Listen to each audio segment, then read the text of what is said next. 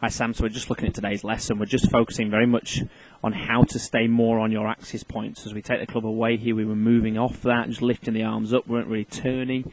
Therefore the arms just lifted up and then hit at the ball, so it's difficult to stay on these lines and on these processes. So we focused on how to just change that a little bit. So we had here on the left hand side here, we were just comparing it to Tiger here. We had us focusing very much on staying on this axis point and turning on that axis point. It becomes a lot easier to create that movement through it and stay on that axis point that way. And then we look at Tiger from the front here. We're focusing very much on staying on this initial point here, so we're turning and rotating rather than lifting and swaying, so it becomes a lot easier to engage into the downswing and get the body working in the right way on the way down there. So when we look at yourself here later on, we got into a much better position here. We wound us up to the top. We stayed very much on that centre line, so as we took you up to the top of the swing here, left knee came forward. Okay, let's look at both of these here. So your left knee came forward, your right hip went back.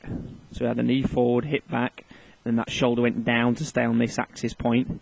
And therefore, as we look at it from the front here, because the knee came forward, the hip went back, and the shoulder went down, we create that much bigger wind up, and that makes much bigger turns. The difference there at the top of the swing in comparison to where we first started was enormous, so a much bigger turn and rotational movement to it.